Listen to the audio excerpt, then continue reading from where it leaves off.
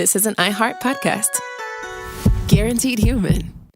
This is Tab Ramos from Inside American Soccer, and this summer, Topgolf is turning into the ultimate soccer destination. They've got a new soccer-themed game you can play with your group, exclusive food and drink items. They've even installed full-size soccer goals so you can try to hit golf balls right into the net. And every match all summer long will be on throughout the venue. And if you want to keep the fun going all summer, you can get the Topgolf Summer Fun Pass, which lets you play every single day and bring up to 5 guests every visit. Get yours now at topgolf.com/funpass. Hi, this is Gronk from Dudes on Dudes. I'm here to tell you about protecting your end zone with wet, extra large flushable Dude wipes. Unlike dry wiping with toilet paper, Dude wipes clear instead of smear. Wetter cleans better. Goodbye dingleberries. Goodbye itch and irritation. Plus, if you take Gronk-sized grumpies, or as I like to call them, Gronkies, baby wipes won't do. You need extra big Dude wipes to handle the job. So don't fumble the ball with toilet paper.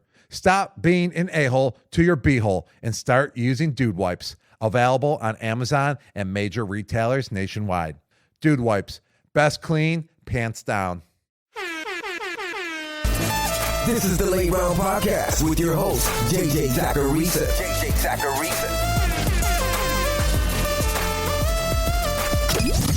Hey guys, JJ here with another Rewind episode. Many of you probably remember this, but last year there was a controversial dynasty trade that I did in one of my leagues, and then I talked about that move in a newsletter. That newsletter was then pushed to social media and onto Reddit, and people ended up talking about it a whole lot more than some of my other content. And honestly, it was a really fun conversation. I enjoyed people's takes, people disagreeing with me, people agreeing with me. This is what fantasy football is all about. And I think it's my job to, yes, give you guys advice, but also make you think differently about this game. But the response to that newsletter pushed me to do an episode on the gray area of fantasy football. It was an episode that really came from the heart, as silly as that sounds. I approach this game in a specific way, and this trade really opened me up to explain my thinking in a more detailed manner. And that's what this episode is really all about. Playing these Rewind episodes back are always really interesting to me, because there's no hiding from takes. They're all out there. You can see exactly what I was thinking in that moment. And you can see how right or wrong my forecasting was. In this case, there are things where I feel great about the process, but there are things where I'm surprised at the result. Regardless, I think this is an evergreen episode that we realistically should visit almost every single year. It's an important part of my process, and it's a great way to wrap your head around how I think about fantasy football.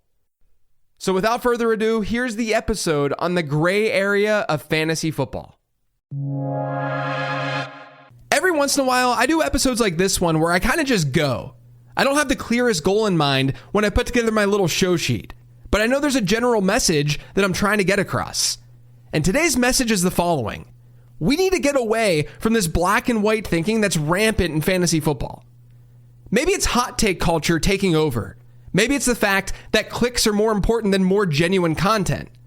Whatever the reason, the fantasy football world seems to be losing the gray area, when that's the opposite of what actually should be happening. As we mature with this game, as this game becomes more and more popular and we become more and more interested in it, you would think there'd be more recognition to the fact that variance is everywhere within it. Like, I've been around for a while now. I've been doing this as my job for 12 years at this point. I sort of grew up in the fantasy football space starting when I was in my early 20s, childless, living in an apartment with my girlfriend who's now my wife, thinking I had the answers when I had none. And trust me, I know that 12 years from now, I'll be looking back at this exact moment, probably saying the exact same thing. But as I've watched the fantasy football space grow into the awesome community that it's become, I've seen aspiring fantasy analysts pop up and gain popularity. And something that I've noticed with those up-and-coming analysts is that the first year, when that analyst gains a significant platform, when they're able to talk to thousands of people for the first time, that first year is always full of insane confidence. They fire takes out there like it's no one's business. But that first year humbles you, man. You realize that when you start to put yourself out there, that means you're putting yourself out there to be both right and wrong. And when there's more pressure to be right, and when you're then inevitably wrong, you realize on a much deeper level that this game of fantasy football that all of us love, it's impossible to bat 1,000, even if everything seemed to line up perfectly prior to the start of the season. After that first year, you go from having more black and white takes to realizing that this game, it lives in the gray area. There's really no need to say this absolutely will not happen. You're not scoring fantasy points based on those bold outcomes. Instead, you start to add words like probably and likely to your everyday vocabulary. Your take goes from he's definitely going to finish as a top fantasy producer to he's probably going to finish as a top fantasy producer. Because you know that in this game, anything can happen. Anything. Now, I bring all this up because just a couple of weeks ago, less than a couple of weeks ago, I made a trade in one of my dynasty leagues. It's one that's filled with other analysts. It's a 14-teamer. There are deep rosters. It's a league for sickos. But in that league, it's a super flex league, my roster's loaded at wide receiver. It's fine enough at tight end. The quarterbacks are iffy. The running backs are super iffy. Now, to anyone who's listened or consumed my content over the last week or so, you probably know where this is going. I brought it up on Perspectives with Jeff Bell last week. I wrote about it in my weekly newsletter, which, by the way, totally free to subscribe over on lateround.com. But going into that league's rookie draft, I had the 106 where I'd planned to take Travion Henderson, a perfect addition to my roster. But I knew that I wanted to bulk up at running back because this draft class is filled with talented runners. So I made the following move. I traded away Rome Odunze and I received the 8th overall pick in the rookie draft, the 108. Now, I'm a believer that you guys generally don't care about my teams. But in this case, it's a slower part of the football calendar. And honestly, the conversation around this trade has been so incredibly interesting to me. It found its way to Reddit last week and more people sided against the 108 than for it, like by a pretty healthy margin. And by the way, shout out to Reddit. I really enjoy the conversation that I have on there for the most part. Now, like I said, I also talked about this trade with Jeff Bell last week on Perspectives. And naturally, I received some feedback.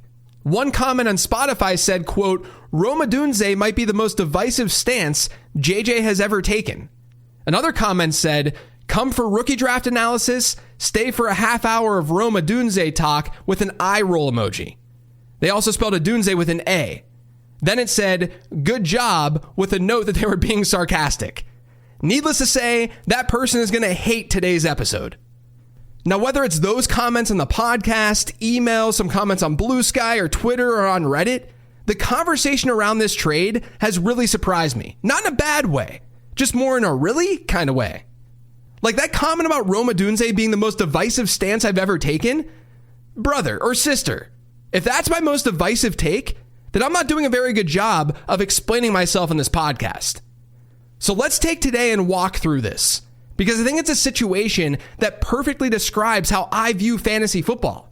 It's a scenario where you might have that aha moment, where you realize exactly what I'm trying to say when I say this game has a lot of variance and that you should be living in the gray area. I'll make you realize that this is not a divisive stance about Rome Odunze at all. In fact, I actually like Rome Odunze. My thought process in trading Odunze for the 108, and I've stated this several times now, but it was that at worst with that 108 pick, I was looking at Emeka Egbuka, at worst. At best, someone like Quinshon Judkins would fall, which gave me the perfect need for my team. Now, some may say that's silly, that I should never give up on a player like Odunze for a player like Egbuka. Not only was Odunze a better prospect, but Egbuka's buried on his depth chart in Tampa Bay. I'm just delaying this exact same scenario happening next year, right? Because as we know, Odunze competed with good pass catchers in 2024. His situation was not that desirable. But to me, there are a lot of assumptions being baked into Rome Odunze's overall valuation. And the majority of those assumptions are favorable ones. When I approach my own evaluation of a player, my goal is not just look at data that favors some narrative that I'm trying to drive home. I want to see the pros and the cons. I do the same thing with some of my more robust fantasy football analysis too. As I'm writing it, as I'm putting it together, I'm actively thinking, how can someone poke a hole in this argument that I'm building here? No player is flawless, And if you approach a player assuming that he's flawless, you're going to have a hard time doing well in any fantasy format, especially in Dynasty. Now for Rome Odunze, the current pros, the good parts of his profile, are that he was a good prospect. We can excuse some of his underwhelming year one numbers when you give them offensive context. And when you combine some of those rookie season numbers with his overall situation, there are some players who he compares favorably to. One of them, for example, is DeAndre Hopkins. That's something I wrote about extensively in the prospect guide. I even brought it up on the show a few months ago. There's a path for Rome Odunze to be a DeAndre Hopkins-like wide receiver. Even knowing that, I traded Odunze away because there are cons to his profile too. We can make excuses for his rookie season numbers, and we should to some degree. But his rookie season numbers were also pretty bad. He had a yards per route run rate of 1.18. Yards per route run is a pretty predictive metric, especially for rookie wide receivers. In my year two model database, there are over 150 wide receivers who ran 50 or more routes as rookies with first year yards per route run rates below 1.3. So that's a number that's a good bit higher than where Odunze is at. Just 5 of those wideouts ended up giving fantasy managers a season of 15 or more PPR points per game in either year 2 or year 3. Yes, situationally, things were not good. When people heard or read about this trade, they would say, but don't you realize that he played in such a horrific situation? Of course. You've got to at least give me the benefit of the doubt here and know by now that I'm not going to make decisions or think about players without any sort of context. But yeah, that's why we can explain some of this away. But how much? That's the real question. A situation can't just cancel out everything that Odunze did in year 1, right? Like, we can't just assume that season never happened. That wouldn't be a very fair way to do analysis. Because if we do that for Odunze, wouldn't we then have to do that for every other wide receiver who may have stepped into a situation that wasn't ideal as a rookie? There are tons of instances where that's been the case. Maybe they haven't been identical to Odunze's circumstances, but where do you draw the line? Where do you draw the line and say, we don't have to worry about that rookie season whatsoever? My point is that there's a mix here. We need to recognize that his numbers were pretty poor. His peripheral numbers were not great. Historically, wide receivers usually don't become stars after that kind of rookie season. But we can then also recognize that Caleb Williams had really bad accuracy when he targeted Odunze, that he had tough competition, that his coaching sucked. Like, trust me, guys, I get all of that. I'm just saying that we can't let that overshadow the actual production that we know has some predictive value. Actually, a lot of predictive value. What I'm doing here is living in the gray area. I recognize the range of outcomes for Rome Odunze. I fully see a scenario where he's great. I also see a scenario where he was just an overvalued prospect and it didn't totally work out. He didn't become a star. I think it's healthy to see that this can go in 2 very different directions. Now, going back to that trade, remember, I was kind of hoping to get a running back in that 108 spot, with Igbuka being sort of a worst case scenario. But I also had the flexibility to get like RJ Harvey if I wanted to. And for the record, Igbuka wasn't even the player that I ended up getting.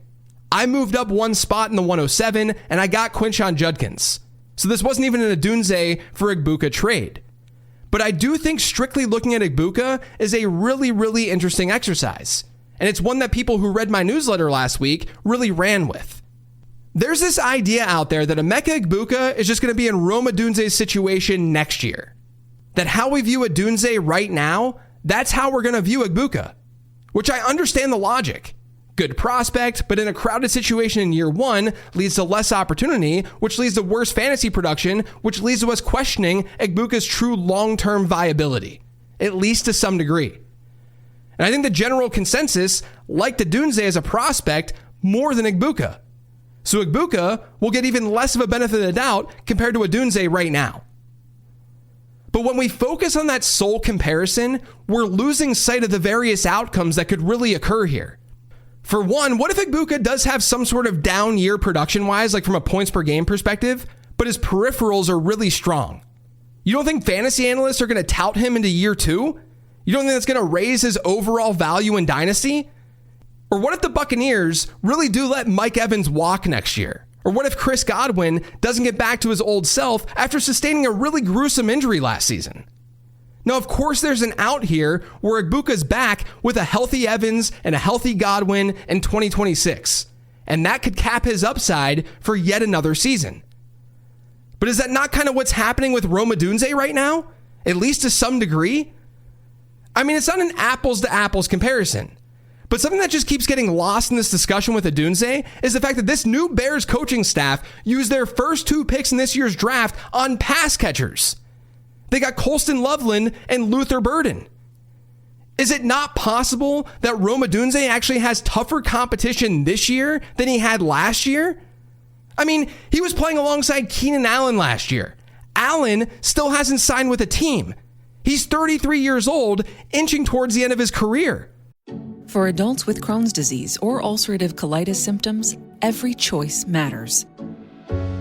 Tremfya offers self-injection or intravenous infusion from the start. Tremfya is administered as injections under the skin or infusions through a vein every 4 weeks, followed by injections under the skin every 4 or 8 weeks.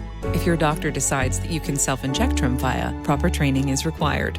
Tremfya is a prescription medicine used to treat adults with moderately to severely active Crohn's disease and adults with moderately to severely active ulcerative colitis. Serious allergic reactions, increased risk of infections or lower ability to fight them, and liver problems may occur. Before treatment, get checked for infections and tuberculosis. Tell your doctor if you have an infection, flu-like symptoms, or need a vaccine. Explore what's possible. Ask your doctor about Tremfya today. Call 1-800-526-7736 to learn more or visit tremfyaradio.com. This is Tab Ramos from Inside American Soccer, and this summer, Topgolf is turning into the ultimate soccer destination. They're not just throwing games on in the background. Topgolf is going all in on soccer. They've got a new soccer-themed game you can play with your group, special in-venue activations, exclusive food and drink items inspired by the global game, and at more than 60 locations, they've even installed full-size soccer goals so you can try to hit golf balls right into the net. And every match all summer long will be on throughout the venue. So it's a great place to watch with friends, hang out, compete a little bit, and enjoy the atmosphere. And if you want to keep the fun going all summer, you can get the Topgolf Summer Fun Pass, which lets you play every single day and bring up to 5 guests every visit. Get yours now at topgolf.com/funpass. Summer hits different at Topgolf. That's the thing. When I see people tell me that Egbuka is just going to be the 2026 version of Rome Odunze, that he'll be right in this spot that Odunze is in right now, I just don't see how we're so confident in that one singular outcome. I don't see why we're thinking about this in such a binary, black and white way. You mean to tell me that it's likely, that it's probable that we see Emeka Egbuka have a bad season on the peripherals front, that his yards per route run will be well below average for a star wide receiver, and then we watch his team, the Buccaneers, draft pass catchers with their first 2-round picks? That's probable? Like, part of the reason, if not a huge chunk of the reason, that Rome Odunze is less attractive today than he was a month ago is because more competition was added to that team. And yet we really haven't seen his overall price tag change that much. Over on Keep Trade Cut, Odunze is still the wide receiver 20 in Dynasty. Now, one common pushback, and I saw this so many times, but something that people kept telling me is, well, what about Jackson Smith-Njigba? Because as we know, JSN was drafted in round 1. He had really tough competition on his team at wide receiver, and then he had a pretty poor rookie season. It's a whole lot like the Rome Odunze situation. And it's a whole lot like Emeka Egbuka. I've even made that comparison with Egbuka. But when we look at Jackson Smith-Njigba as the sole comparison, we're losing sight of the greater picture. Yes, guys, there's a scenario where Rome Odunze sees a rise like JSN did last year. That's in his range of outcomes. Remember, I've comped Odunze to DeAndre Hopkins this offseason. But not only did the Zap model just like JSN more as a prospect, but the Seahawks didn't go out and draft a tight end 10th overall and a wide receiver 39th overall the following season. And not only that, and this is most important, but JSN didn't have the same type of value in the dynasty market the following season after his rookie year. I just told you that Rome Odunze is the wide receiver 20 over on Keep Trade Cut, despite a down rookie season, despite his team drafting 2 pass catchers with their first 2 picks. Despite all of that, he's still the wide receiver 20. He dropped just 5 wide receiver spots since the NFL draft ended. Last year at this time, Jackson Smith-Njigba was the wide receiver 25. According to Dynasty League Football's ADP, he was the wide receiver 35. And there was a point in the summer on Keep Trade Cut last year where JSN was closer to wide receiver 30. To me, that's signaling that the dynasty market is making more excuses for Rome Odunze than it was Jackson Smith-Njigba. Because keep in mind, JSN had arguably better peripherals in year 1 than Rome Odunze had.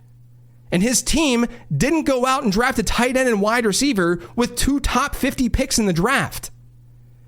And yeah, clearly the Ben Johnson effect, that's what's happening here too. In fact, I'd argue that's the main reason a lot of this is happening. And I'm not dismissing that. What I'm trying to focus on here is the fact that this really centers around cost and how the dynasty market is reacting to things. And to me, the market isn't reacting enough to some of those things. Typically, with players like this and situations like this, we see a little bit more of a drop. Everything in fantasy football comes down to price. I'll draft anyone at the right price. I'll trade for anyone at the right price. Like, I'm sure a lot of you have some sort of dream car. I'm not a car person. I don't really have that. I know a lot of you do. What's stopping you from getting that dream car? Resources. You only have so much money to spend, and you need to allocate that money appropriately. You're not Jeff Bezos, or at least I don't think Jeff Bezos listens to the Late Round podcast. I would love to have kept Rome Odunze, but that's not how fantasy football works. And to me, there's a point right now where playing probability with Rome Odunze does make sense, where I can flip him for a similar cost that I bought him for, despite the fact that he received more youthful competition and despite the fact that he did have an underwhelming rookie season. And in turn, my worst case scenario is basically putting me right back to where Rome Odunze is this year. Because Emeka Egbuka was that worst case scenario. And yeah, I'd have to wait another year to be in this position. And time is money. Time is valuable. But also, that's more of a worst case scenario. There's a better scenario here where Egbuka has better peripherals than Rome Odunze, whereas competition is weaker in year 2 than what we're seeing right now with Odunze, where his team doesn't go out and add more pass catchers. Maybe framing this another way will really help. We know that in Dynasty, managers don't have forever. They're not the most patient people in the world, nor should they be. You can't wait around for players to develop, because as each year passes, and if that player is not getting any better, you know the odds of him actually being a stud get exponentially worse. So let me ask the question that I asked Jeff last week. Where would Rome Odunze have to rank this season in fantasy football? What kind of points per game output would he need to see in order to gain value in Dynasty year over year? That's the question that seems to never get answered. What kind of production are you expecting Odunze to see? Not Emeka Egbuka, but Odunze. Because I can tell you this, my projections right now have Rome Odunze at wide receiver 36. Most rankings have him around there too. Mike Clay's projections, the gold standard in the fantasy space, his projections have Odunze at wide receiver 39. That's a huge discrepancy between dynasty valuation and season-long valuation. And what those projections tell us is the most likely median outcome. That median outcome for Odunze is a fringe wide receiver 3 season. And if Odunze hits a fringe wide receiver 3 season, what do you think is going to happen to his dynasty value? That's then 2 seasons of underwhelming production, of non-super usable production. Dynasty managers are not going to buy into that. So while you can sit here and say that Emeka Egbuka's most likely outcome would be placing him in a spot that's similar to Rome Odunze this year, what about Odunze's most likely outcome? You can't ignore that when talking about a trade like this. You know, the funny thing with all of this is that Odunze has a very, very real shot to be someone I'm aggressively targeting this season in redraft leagues. Because the price is different. Cost is everything. Spending a wide receiver 3 to wide receiver 4 pick and redraft on a young and talented wide receiver who's getting the offensive scheme upgrade and who does have an interesting ceiling? I'm going to ignore the floor case there all day long. Give me the ceiling. That's all I care about. Dynasty doesn't always work that way, depending on your roster. My roster was one where I wasn't in the business of having a highly volatile asset, which is what I think we've established Rome Odunze is. There's a high ceiling, but if he doesn't produce this year, there's also a very scary floor. I had an out. I had an opportunity to get an asset, a running back asset, who had a narrower range of outcomes and who would help my team more in the immediate future. For that team to compete now. So I made the move. And look, guys, not every trade you do has to be lopsided. Like, I think Odunze for the 108 is just a fair trade on paper. That's why I proposed it in the first place. I don't mess around. I don't think there's a situation where it's like, give me the 108 side 95% of the time. Again, because I like to live in the gray area. People see this trade and they see I made an action. They assume because I made that action that I think that Rome Odunze is bad, or that you should trade him, or that he's some obvious sell candidate. I mean, just read that comment about this being the most divisive stance that I've ever taken. That couldn't be further from the truth. My stance on Odunze is actually relatively neutral. I'm just recognizing that this could go in many different directions. I'm recognizing that fantasy football isn't some black and white game. And you know what? We may look back at this episode a year from now, and Rome Odunze might be the wide receiver 7 in Dynasty. He might have blown up in 2025. And inevitably, someone's going to come after me, call me a moron, and call me a loser. But guess what? That's a result that happened among many that could have happened. In that case, the 99th percentile outcome would hit. And yeah, that would suck for that one singular Dynasty roster where I made that move. It sucks when that kind of thing happens. I've made deals in the past where I traded a player who in my mind had a very low probability of hitting. And then that player hit. And you look back and you say, man, this roster would have been so much better had I not made that move. But when you made that move, you were simply playing probability. You were looking at range of outcomes. You were living in the gray area. That outcome is just sometimes what happens in fantasy football. That's not the only action you're ever going to take in this game.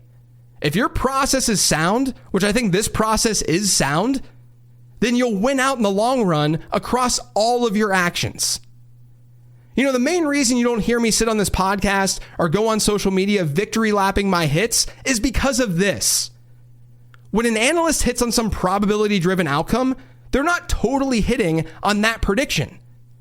One of my bigger wins from a prospecting standpoint over the last 5 seasons or so was with Isaiah Pacheco.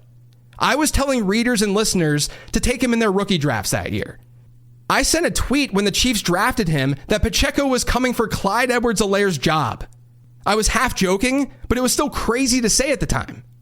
But if I actually nailed that prediction, I would have ranked Pacheco as a first-round rookie pick. I wouldn't have said, hey, get him in round 4 as an afterthought because no one else wants this guy. And I think there's at least a chance that he hits. Because whether we see it or not, we inherently are looking at this game through a lens of probability. It would have been idiotic for me to take a late day 3 running back as a first rounder in rookie drafts because late day 3 picks rarely pan out. And there were plenty of holes to Pacheco's profile. It just so happened that the higher end of his range of outcomes ended up hitting. And it's fun to celebrate when those things happen. Why play fantasy football if you can't have fun when these situations go down? There's just no need to be obnoxious about it. To say, look at me, I got this right because I'm a genius. Because there were so many different possible outcomes for a player like Isaiah Pacheco. There were so many ways for you to not look like a genius. It's like when people sit there and they say, told y'all when they're talking about Puka Nacua. No, you didn't. You absolutely did not tell people that Puka Nacua would be one of the best rookie wide receivers of all time. I liked Nacua too. He was a late round dart throw in my draft guide that year. But I wasn't sitting here saying that he would give us wide receiver 1 production. That's insane. And just like there were a lot of outcomes for Nakua and Pacheco, there are a lot of different outcomes for Rome Odunze. Some of those outcomes will make me target him in some leagues, while some of those outcomes will make me want to trade him away. Because fantasy football, it's a game about probability. And since it's a game about probability, you need to live in the gray area.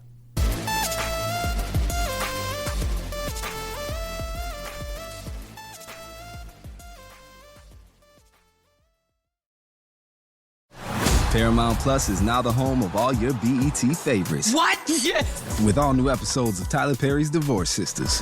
You've always liked a little drama. Plus a whole new world of movies like Gladiator 2. Now I will control an empire. Original series like The Chi. Just make sure we protect each other. And live sports like UFC. Welcome to the history books! New home, same family. Your BET favorites are now on Paramount Plus. Subscribe now. I'm U.S. Transportation Secretary Sean Duffy. We all seem to be in a rush these days, but when you're behind the wheel, please do not speed. So follow the speed limit. A few minutes saved by going faster is never worth the risk. Paid for by NHTSA. This is an iHeart podcast. Guaranteed Human.